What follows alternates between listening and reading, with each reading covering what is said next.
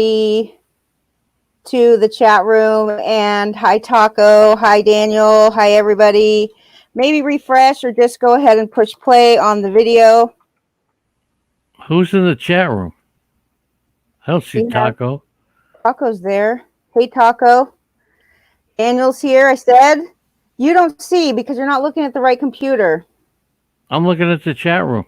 At the big computer? Yeah. Refresh it. Okay, I don't see anybody in the chat room. Okay, let's see if that makes a difference. And now it says I'm offline. Same thing as the other one. But you say I'm not offline. So I guess you win. I just don't know what you want me to do about it. I just don't have an answer for you. That's okay. Not a problem. All what right. else we got? So what else? Let's get started. Nothing but fantasy. This is test run for the interview show that will be on Tuesday nights. We tried it on Tuesday. It didn't work. Lenny, okay. So you're the worst. I mean, I can't even imagine anybody. So, all right. Tell us a little bit about how you got started in fantasy, and let's talk about some news after that. Some fantasy. Okay. Started the year Benito's. I forget the year. I think it was 1983 when Benito Santiago was a rookie. And the reason that I remember that is because in our first meeting with my partner Erwin, I walked into his house holding Bill Mazeroski's magazine under my arm. And I said to Erwin, Benito Santiago. And he said, what? We never heard of the guy. And that's the first year. I think it was 83, 84, something like that, that I first started playing. I thought I knew my baseball. And I discovered in our first draft, I didn't know fantasy baseball. So we finished fifth, and that was the first time we ever played. So you finished fifth, and then what? You kept playing. We talked about this a little bit last time when we tried on Tuesday. Yeah. Yep. A little bit about. Go ahead. Erwin was my accountant. I used to go to him once a year, and we'd say, "Let's get together. Let's get together." We never did. And then comes time he was doing my taxes, reading the Wall Street Journal. He said, you ever hear of this rotisserie baseball? You want to play it with me? I said, yes. And for the next 30, 40 years, we've talked to each other every day, and I still speak to him. That's true. This is true. A lot, too. Nearly every day you talk to Erwin. So I'd like to jump right into the fantasy news, if you don't mind, or if you... Well, that takes care of the interview show. Then it's just a regular show. I'm interviewing you. Okay, go ahead. So you're the boss. I wanted to just go over a couple of news items that we talked about earlier off air. And you mentioned today on your podcast that who was it? Ken Rosenthal says that there's going to be a DH in both leagues this year. And we took it for what it was. I mean, I don't think you were very convinced when you said it on your show this morning, but then the Mets go and sign Jose Martinez, who we all know is really horrible defensively, and the only value that he could possibly have is as DH. So does that help solidify this idea that perhaps we will have a DH in both leagues? I always thought we did. I think it would be me. You know, a lot of people were against it at the beginning, but I think Major League Baseball would be, I'll use the word mean to the fans if they took it away. And one of the things that's holding up the free agency is the fact that we don't know if there's going to be a DH. And I think that's going to change pretty quickly. You take a look at the Mets move today. It's well documented that Jose Martinez, can't play either corner outfield, can't play first base, but Pete Alonso is not good against left-handed pitching. Martinez bats about 290 against lefties. So there's a need for him, but you wouldn't think, especially with Dominic Smith, another guy who can't play defense. I'm pretty sure the Mets tipped the hand of Major League Baseball by signing Jose Martinez today. I mean, what we've seen of Jose Martinez is that, first of all, he's 32. I think he's either going to be 33 or he'll be 32. I mean, he's 32 now, but Yeah, well, after he's 32, they usually turn to 33. I don't know if he's going to be 32 this season or if he'll turn Oh, 33 soon. okay. And he used to hit lefties really good, but this past season he did not hit anybody really good at all. His contact Forget rate that. Forget that season. Forget last year. Okay, what about the fact that his batting statistics have been going down every season, regardless of last season or not? They just plummeted last season, but they've been going down. Like, he's been striking out more. Every year it seems like he strikes out more. He walks less. He makes less contact. And I wonder what the Mets are thinking. And because of the fact that you said both of those guys that you mentioned, Pete Alonso and Dominic Smith. both of them none of these guys are great defenders. So I don't know what. Dominic Smith is not bad at first base, but you can't move Alonso off first base unless you have a DH, and that's the problem. Dominic Smith can play first base, not a good outfielder. So it's very important. The Mets, I believe, could be the number one team clamoring for the DH in the National League. I see. So I'm taking some input from the chat room. Thanks, you guys, for your input. It's definitely well received, and we'll make changes accordingly. So I hear what you're saying, Alcola. Totally agree with you. Hopefully, you don't need to change windows too much right now for this one show.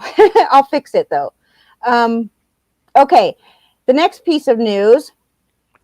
So did you say yes? It does kind of solidify this idea. I mean, even though you've always thought there was a DH, I still don't care if it's like it would be mean to the fans. You say if they took it away, but MLB doesn't really care about being mean to the fans. They care about using it as a tool to get what they want in the upcoming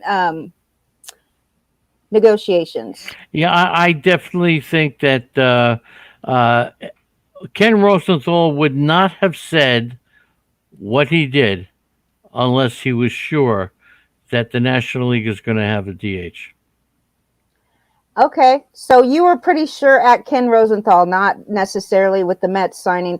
I do think that it says something for that. I don't think that the Mets would have signed Jose Martinez unless there is a good chance of a DH in the National League. So that's pretty big news. The next piece of news on my list here is that, well, it's more of an opinion, a question for you.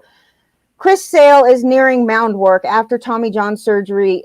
He had Tommy John in March of 2020. And I mean, I can't see why we would expect him to be out the entire first half of the season.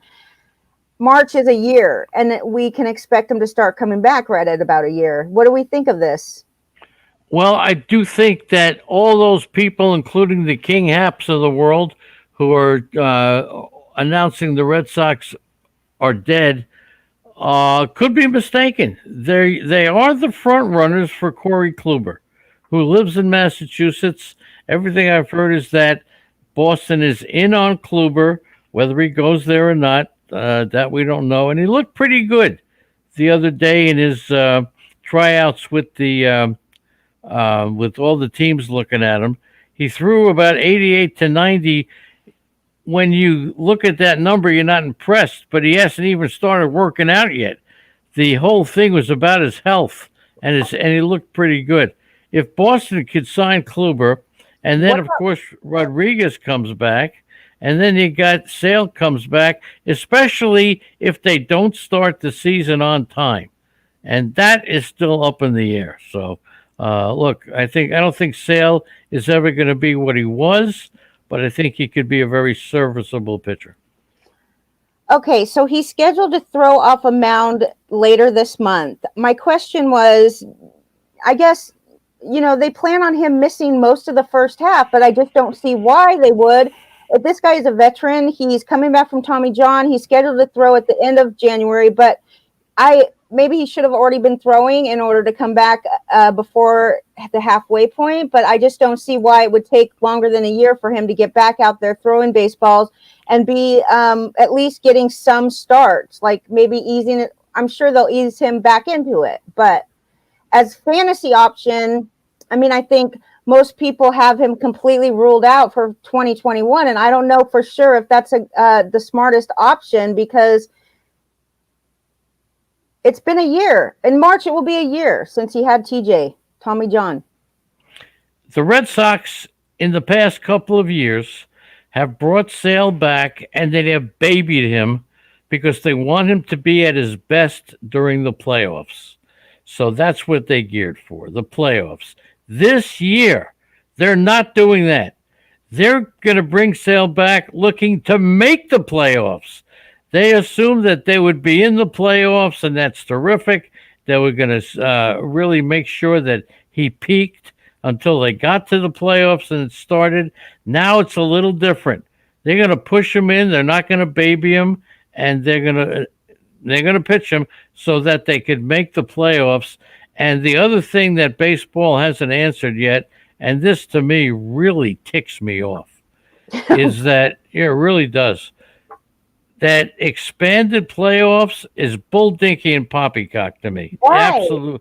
Too many teams make the playoffs. One of the reasons you're not seeing a lot of free agent signings, you're not seeing a lot of trades. There are teams that are very confident, not that they have championship teams, but they're very confident that they could make the playoffs the way they are.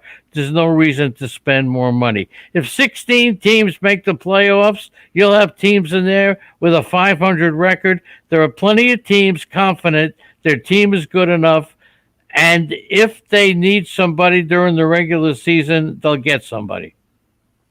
I totally disagree with this idea that it makes... How could you disagree?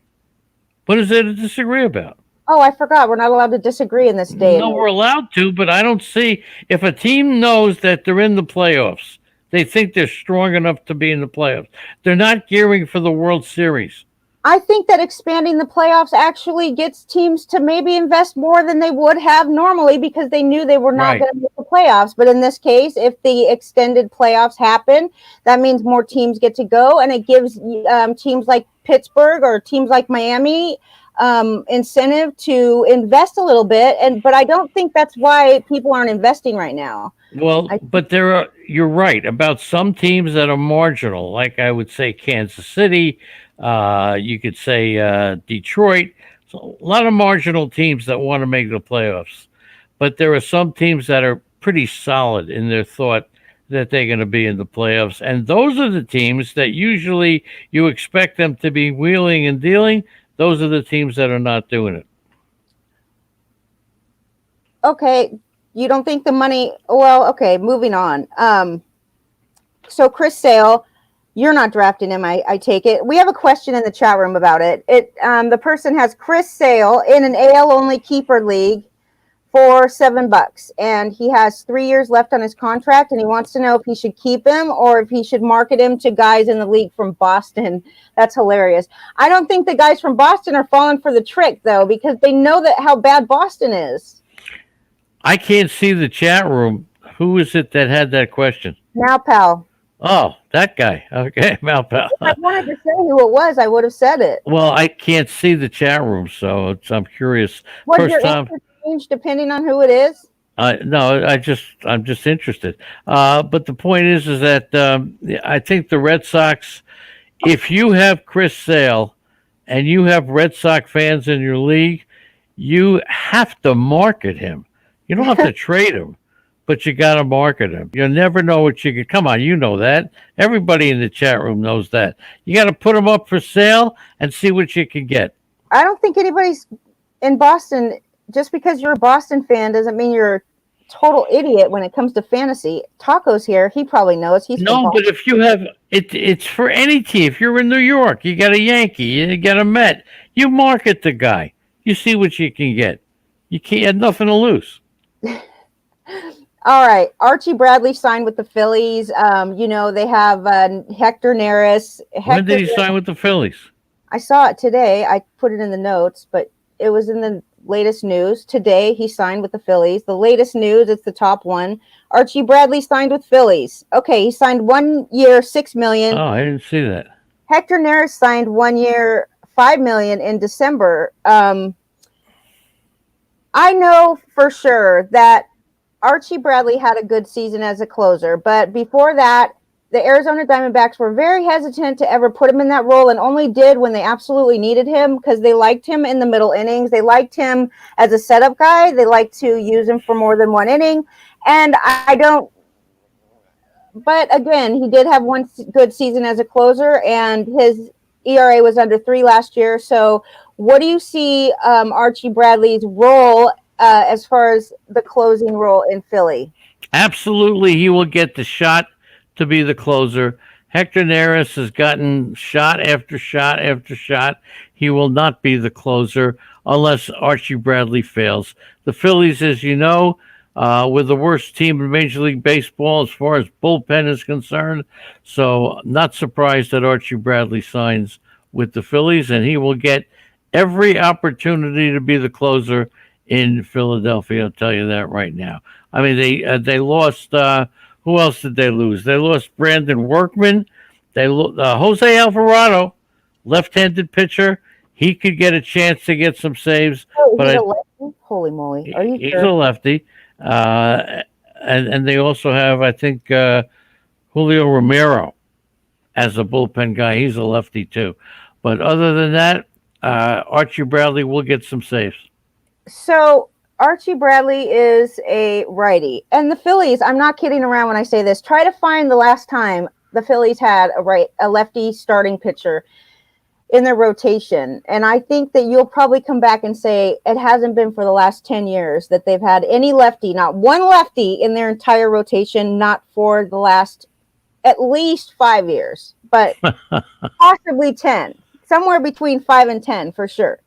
Okay, the next thing on my list is I want to talk draft strategy with you. We got into this a little bit on our practice number 1. Today is take 2. What's the most important piece of advice you can give to somebody to prepare for their draft? The number one thing that everybody should be doing now is going back to their stats from last year and obtaining benchmarks. We're going to be in a draft, snake draft, auction draft.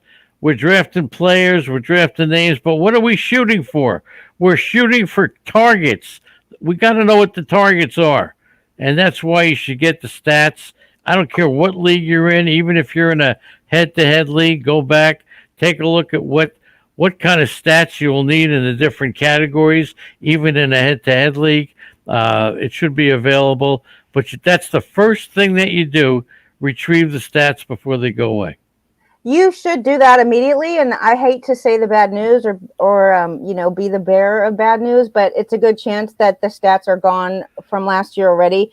I know that RT Sports did it super early this year before we could even look at them, really. I mean, we had them up there for maybe a week after the season ended, and then they were gone. The best thing you can do is get the stats from last year for sure. I agree with you. And also know your league rules, because every year the settings become more expansive, more options in every league, and just every league is going to be different, and it's very important to know the settings in your league. And it sounds so stupid, but okay, that's that. So what you do auction values every year pretty much, and some people like to make their own auction values. I mean, I don't think it's as hard as people think it is to make your own auction values. And so what would be your advice when projecting and coming up with players' auction values? Well, it really is. I'll call it tedious, but I won't call it work, because if you call it work, you shouldn't be playing fantasy baseball. All right. But auction values are important, and it's very simple. You make a list of all the players that you feel will be drafted. To make it really easy, let's take a 10-team league. You need 10 first basemen, 10 third basemen. I say this every year. It's a part of the control the draft theory. You make a list of every player. 10? I'm sorry? You need more than 10. You need 10 first basemen, 10 third basemen, and 10 first third. Right? If In you a have 10 team. yeah, in a 10-team league, yeah. 10 team. I'm making it simple. 10-team league. And then you need 5 outfielders. You need 50 outfielders. I think we could figure out what the list is. And now it gets people get really freaked out. Here's what you do. Okay. Number one, you go back to your own league and you see what the top player gets every year. Is it in the 40s? Is it in the 50s? Is it in the 60s? You get a general idea. Let's say most years Mike Trout went for 45 or 46, and that's what you start. You take like a Fernando Tatis and you start him at $46. Why 46? Because that's what it's been year after year for the number one player. Then you go from there, you go down a little bit. You don't figure out how much each one is worth by going through the numbers and see how much they produced. That has nothing to do with it. You go down, you start with Tatis at 46, then your next guy, Acuna, maybe 44, then the next guy, and then you just have to, the players, and you put down the players, the numbers for all the players. Remember one thing: a dollar player is a dollar player. Don't get cute by saying, well, he's $2, he's $3. A dollar player is a dollar player. Now, this is something, and I talked to Eno Saris, what was it, 2 years ago? And when I told him this, he said, I can't believe I don't do that. And here's what it was. When you're finished putting dollar value on every player, you add up all the dollar values. They have to come out for a 10-team league, $260 times 10 is $2,600, right?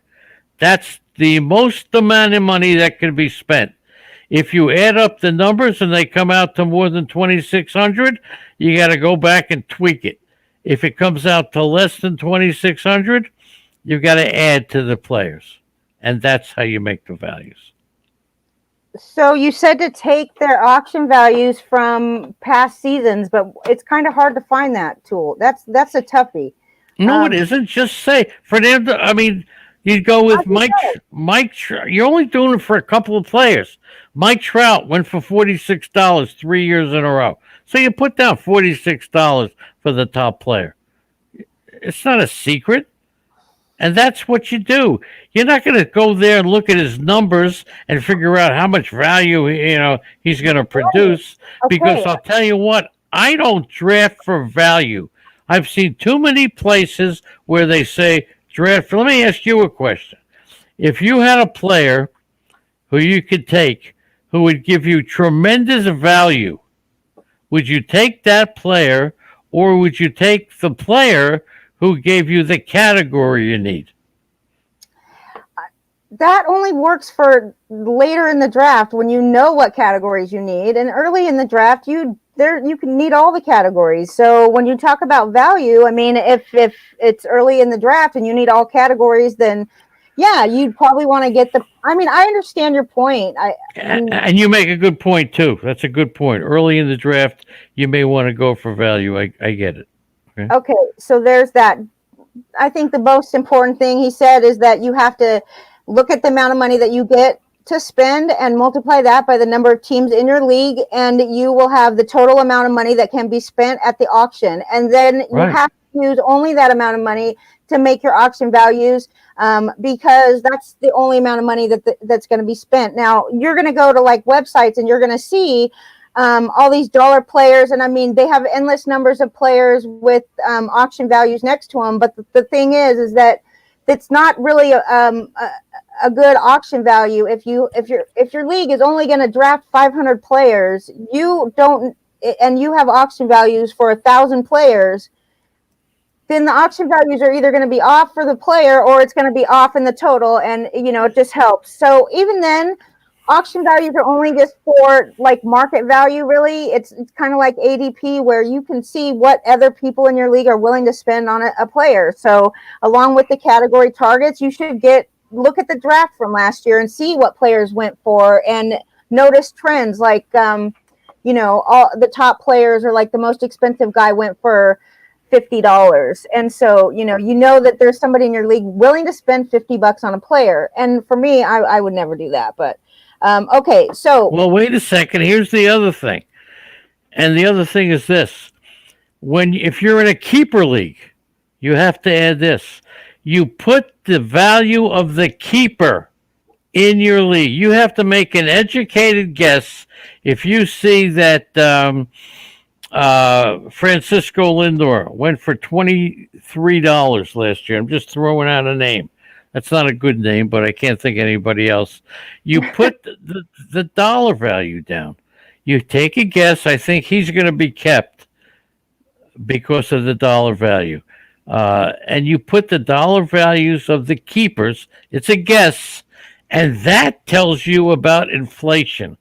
Too many people have come to me. My league is 8% inflation, 10% inflation. Bull dinky. The best way to figure out inflation is by putting the numbers, the dollar amounts of the players you feel are going to be kept, and then you add it up, and then you'll see what the inflation is.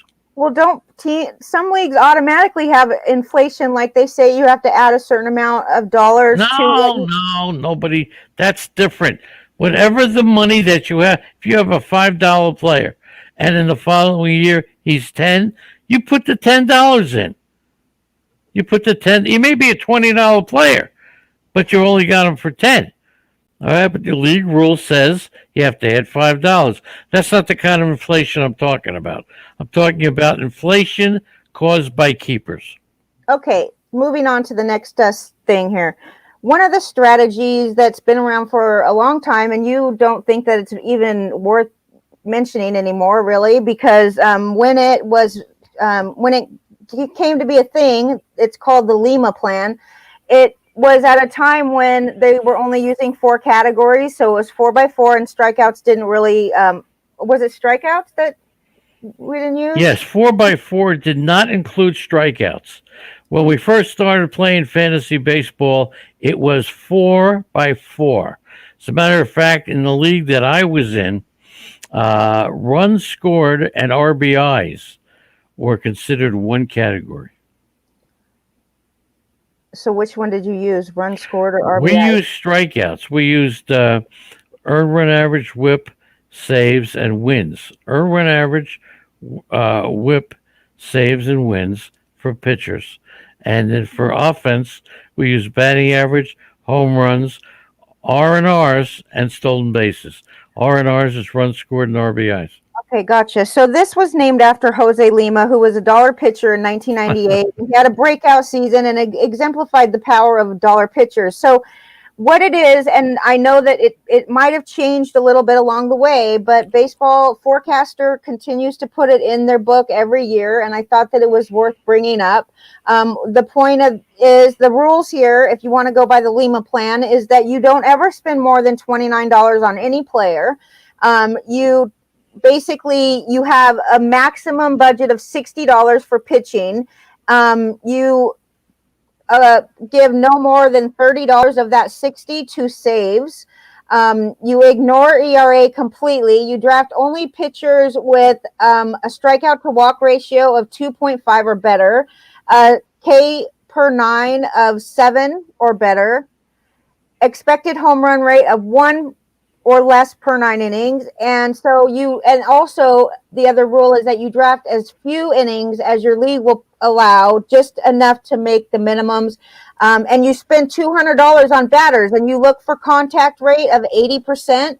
You look for a walk rate of at least 10% and power or speed level of at least 100. So basically you spend most of your money on hitting. What do you think about this theory? Do you use this theory? I don't use that theory exactly. I have a spin-off on that theory because the one thing that I disagree with is spending any money on closers. So Okay. yes, I will spend when I go into figuring out my team. I usually start off with $200 for offense and $60 for pitching without a closer.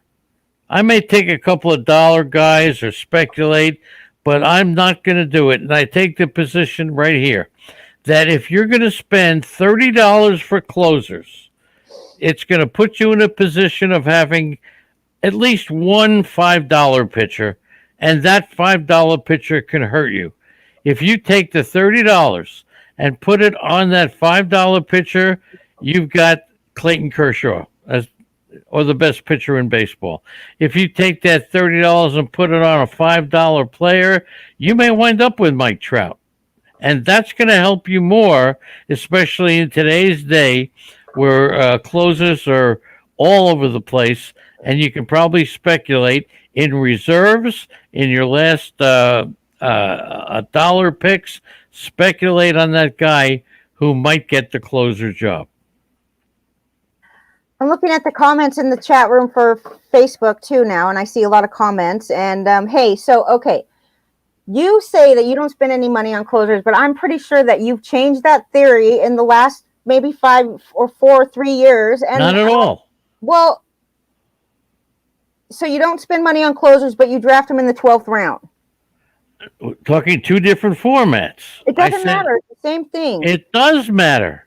In the auction draft, I won't spend $30. End of story. In the snake draft, no, I'm not saying $30, but there's a big difference between $30 and no dollars. I won't spend anything. A couple of bucks that are leftover money, I'll speculate on.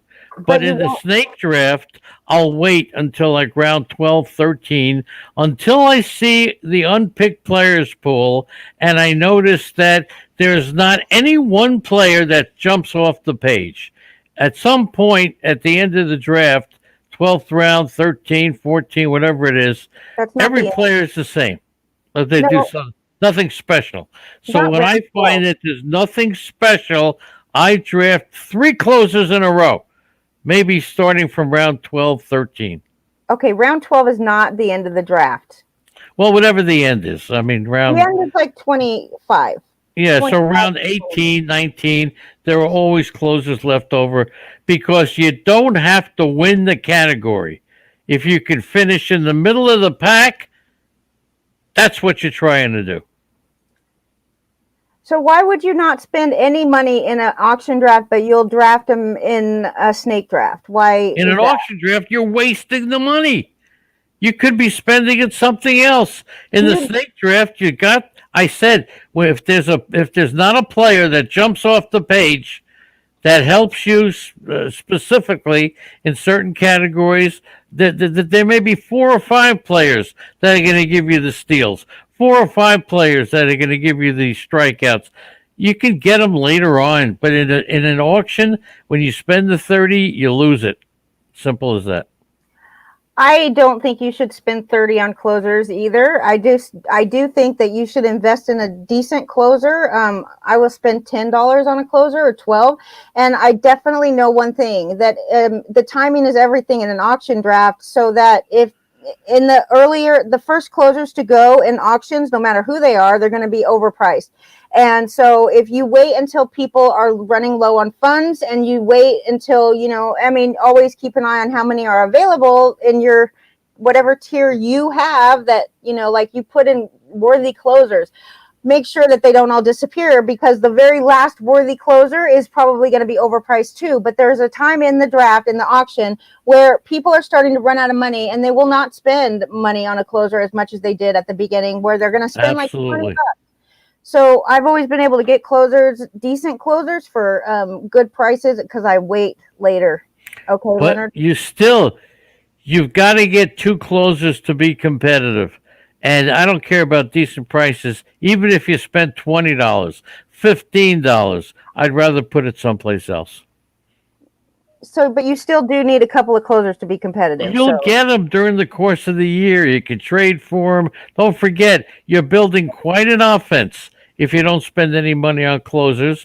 And then if you be careful with the starting pitchers that you draft. Okay.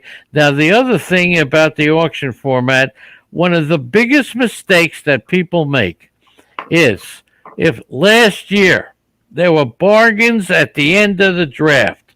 So this year I'm going into the draft and I am going to wait. I missed out last year because last year at the end there were so many bargains. Darn it.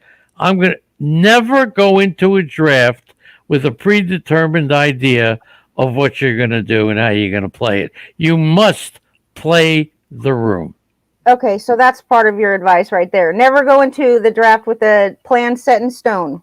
Right. And here's how you can tell right away. There was a year that I had a $40. It was Carlos Gonzalez. I had him at $38. I had him for $38.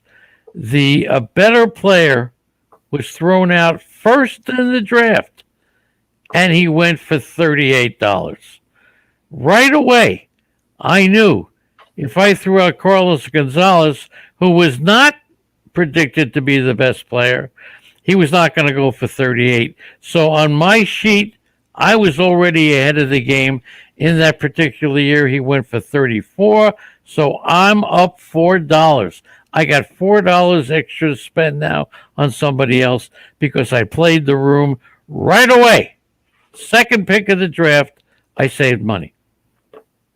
Yeah, don't be afraid to jump on players too. The first player thrown out, it seems like a lot of times people are just like frozen. So Yep. pay attention, be willing. All right, let's talk about pitching. I did notice in the draft that we've only done one mock draft so far. It was with the Sirius, and your team was projected to come in first place. You're very Really? proud of that, I know. Are you kidding me? I didn't know that. Well, yeah, you did.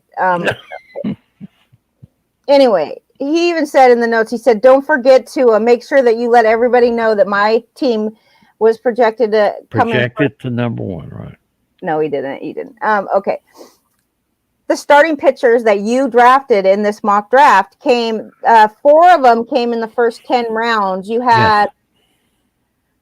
Garrett Cole was your first pick, and then your very next pick was Walker Buehler. I know that you have an idea that if you draft a good pitcher in the first round, then you have to back him up with another decent pitcher. I don't know for sure if Walker Buehler is that guy or if Cole is that guy, but that's up to you. And then you drafted Max Fried and Kyle Hendricks in the first 10 rounds. So 4 out of 10 of your picks were starting pitchers. And then you didn't draft another pitcher again, starting pitcher, until round 15. You drafted Chris Bassett and then Marco Gonzalez, who was a great round 21 pick, and then Michael Pineda in round 24. So how are you feeling about this pitching staff? Here's what I've noticed about the snake draft. There's a bunch of good players that are going to go in the first, second, third, fourth, maybe fifth round. There's special players in those rounds. After that, there's plenty of good players covering every topic. Every not topic, every category. I took the position because this was only an 11-team league that I'm going to get pitching, and it turned out I drafted pitching in the first 2 rounds. My offense is better than anybody's because there's plenty of players around. Your offense isn't better than mine. People start to panic at some point. I got to get a pitcher. I did the opposite. I took Cole. There's one scarcity this year that's easy to identify. It's the scarcity of the elite pitcher. There's not a lot of elite starting pitchers, so I suggest you consider drafting an elite starting pitcher in the first 2 rounds. In 15 minutes, we have the happy hour show, so that's good, and that's very exciting. So if you guys stick around, you'll be able to see the happy hour show at 8 o'clock. I did post the draft in the chat room, and I don't think that your team is better than mine, but I don't know. I mean, I was too busy getting the image. Can you see the chat room yet, or what, Leonard? I can't. It says I'm offline on both of my computers. I can't figure yet. I can get on the internet. I don't know what it is. You're gonna have Refresh. to what? I've Refresh. refreshed. I've done everything. I don't know. Okay, so I mean, there was another point that I was going to talk about pitching, which is that the starting pitchers are definitely pitching less innings. They're not going as deep into games as they used to. They don't even qualify for a win half the time. There's like a set of pitchers that go deep into games, and that's important to pay attention to. So like when I do my stats each year, I always add a column and I divide the number of innings per start, and I figure out how many innings on average they go into games. And so I use that as one of my I don't know, things to look at when I'm drafting pitchers. If one guy is pitching on average 4 innings per start and the other guy's pitching 6 innings per start, I'm definitely going for the one that's pitching 6 innings per start. And the bullpen usage, we're seeing a lot more bullpen usage. Liam Hendricks was just signed by the White Sox, right? Yes, he was. And they have several closers, like potential closers. They have lots of bullpen guys. Bummer is a lefty relief pitcher, a specialist, a good but he's not a potential closer. He's a great bullpen guy. I'm agreeing with you. Yes. Why is he not? I don't know. He could close. Hendricks is the close. They're paying him $45 million.